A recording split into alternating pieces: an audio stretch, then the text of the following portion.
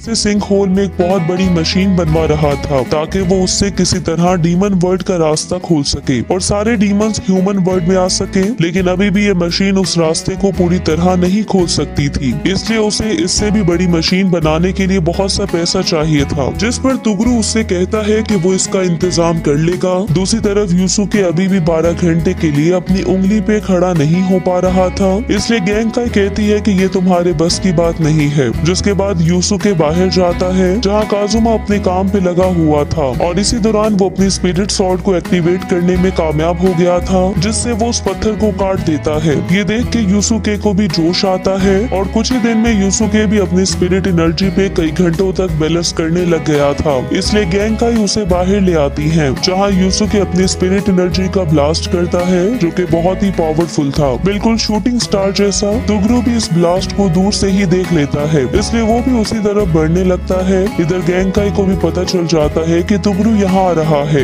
इसलिए वो उनसे कहती है कि तुम्हारी ट्रेनिंग कंप्लीट हो चुकी है और तुम अब यहाँ से जा सकते हो। लेकिन जाने से पहले गैंकाई यूसुके को अपनी पावर भी दे देती है, जिसके बाद यूसुके और काजुमा वहाँ से चले जाते हैं। उनके जाने के बाद तुगरू भी उसी जगह पहुँच जाता है। यहाँ हमें ये भी पता चलता है कि गैंकाई और तुगरू पहले एक साथ ही ट्रेनिंग किया करते थे, क्योंकि पहले वो एक इंसान हुआ करता था, लेकिन अब किसी वजह से वो एक योकाई बन चुका था, शायद इसलिए कि वो और ज्यादा पावरफुल होना चाहता था और इसी वजह से वो आज भी इतना यंग दिखता था। तुगरू को जब पता चलता है कि गैंकाई ने अपनी पावर यूसुके को दे दी है, तो इस वजह से वो उसे मार डालता है। दूसरी तरफ हम हाय को देखते हैं, जिसने यूसुके की फ्रेंड काइको को किडनैप कर लिया था, इसलिए यूसुके भी उसके ठिकाने पे पहुंच जाता है जहां उनमें एक जबरदस्त फाइट होने लगती है। वो दोनों एक दूसरे पे खतरनाक अटैक्स कर रहे थे, लेकिन फिर कुरामा आके उन्हें रोकता है और हमें पता चलता है कि काइको को हाय ने नहीं बल्कि हाय के भेस में छोटे तुगरू ने किडनैप किया था ताकि यूसुके उसे अपना दुश्मन समझने लगे। कुरामा उन्हें समझाता है कि ये सब हमारे दुश्मनों की चाल है और अगर हम मिलकर उनका मुकाबला नहीं करेंगे तो उन्हें हराना इम्पॉसिबल होगा। इसी दौरान काजुमा भी वहाँ पहुँच जाता है और अब ये चारों अपने दुश्मनों से लड़ने के लिए साक्यो के आइलैंड की तरफ निकल पड़ते हैं, लेकिन रास्ते में ही इन्हें साक्यो का आदमी मिलता है जो कि पहले से ही उनका वेट कर रहा था और वो इन्हें एक शिप पे उस आइलैंड की तरफ ले जाने लगता है। यहाँ हम ये जान पाते हैं कि साक्यो असल में इन चारों को अपने योकाई से लड़वाने वाला था ताकि वो इन पर अमीर लोगों से बेट लगवा के बहुत सा पैसा बना सके। दूसरी तरफ साक्यो तारुकाने के सामने एक पिस्टल के अंदर 6 में से 5 गोलियां भरता है, जिसके बाद वो उस गन को खुद पे चलाता है, लेकिन फिर भी वो शॉट खाली निकलता है, जो कि इस बात का प्रूफ था कि साक्यो आज तक कोई भी बेट नहीं हारा था और यही उसकी सबसे बड़ी पावर थी। दूसरी तरफ वो चारों भी उसी आइलैंड पे पहुंच जाते हैं, लेकिन हाय अपनी बेट को बचाने के लिए एक अलग रास्ते पे जाने का फैसला करता है, जबकि बाकी तीनों आगे बढ़ते हैं और सबसे पहले उनकी मुलाकात करासु नाम के योकाई से होती है। कुरामा कहता है कि वो इससे फाइट करेगा,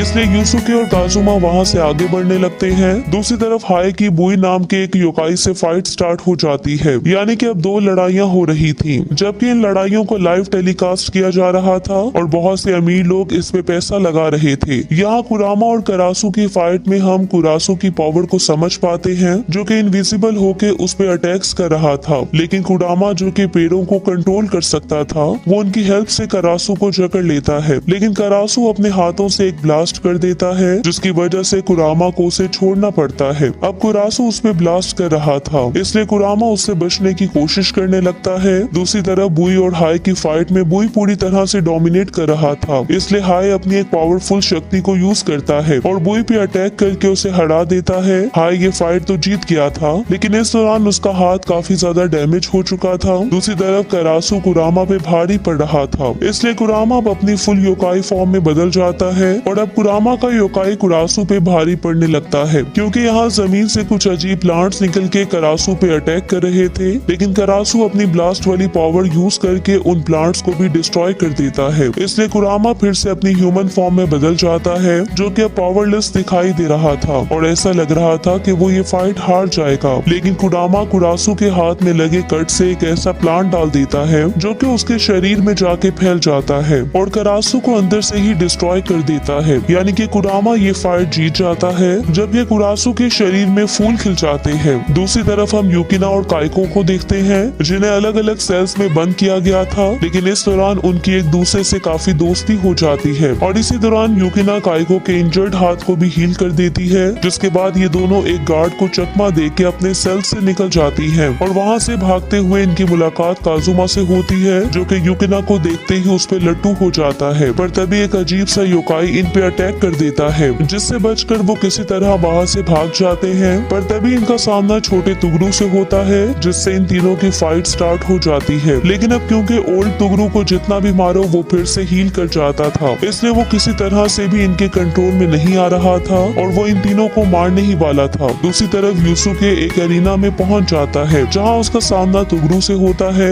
जिससे उसे फाइट करना थी। यहाँ हम ये भी जान पाते हैं कि वो वार्म होल अब तैयार हो चुका था, क्योंकि साक्यो ने बेटिंग से बहुत सा पैसा कमा के इस पे लगाया था। दूसरी तरफ यूसुके और तुगरू की फाइट स्टार्ट हो जाती है और वो एक दूसरे पे काफी जबरदस्त अटैक्स करते हैं। इन दोनों की लड़ाई इतनी भयानक थी कि वो जगह भी डिस्ट्रॉय हो जाती है जहाँ पे सभी अमीर लोग ये फाइट्स देख रहे थे, जबकि दूसरी तरफ काजुमा अपनी स्पिरिट सॉर्ड की हेल्प से ओल्ड तुगरू को काट देता है, लेकिन वो फिर से ठीक होके काजुमा को स्टैप करता है। इन फाइट्स के दौरान वार्म होल से सारे योकाई ह्यूमन वर्ल्ड में आने लगते हैं, लेकिन एन वक्त पे कोइनमा एक प्रोटेक्टिव कवर उस होल पे डाल देता है ताकि योकाई ह्यूमन वर्ल्ड में एंटर न कर सके। लेकिन अब क्योंकि वो ज्यादा देर तक उन्हें ह्यूमन वर्ल्ड में एंटर होने से नहीं रोक सकता था, इसलिए वो सीधा साक्यो के पास जाके उससे पूछता है कि ये सब कुछ तुम क्यों कर रहे हो। साक्यो उससे कहता है कि वो फिर से पहले वाली दुनिया देखना चाहता है, यानी कि वो दुनिया जहाँ योकाई और ह्यूमन एक साथ रहते थे। कोइनमा उसे समझाता है कि अगर सारे योकाई शहर में घुस गए तो सारा शहर ही बर्बाद हो जाएगा और ह्यूमन उन योकाई को नहीं डील कर पाएंगे। पर साक्यो उसकी कोई भी बात सुनने के लिए तैयार नहीं था, लेकिन फिर वो आखिरी फाइट पे उससे बेट लगाता है। वो कोइनमा से कहता है कि मेरा बंदा तुगरू तुम्हारे सभी लोगों को अकेले हरा देगा और अगर ऐसा हुआ तो तुम्हें अपना प्रोटेक्टिव कवर हटाना होगा ताकि योकाई ह्यूमन वर्ल्ड में एंटर हो सके। लेकिन अगर तुम्हारे बंदे जीत गए तो मैं ना सिर्फ अपना वार्म होल वाली मशीन बंद कर दूंगा बल्कि खुद को भी मार लूंगा। कोइनमा भी इस बेट को एक्सेप्ट कर लेता है और हम देख पाते हैं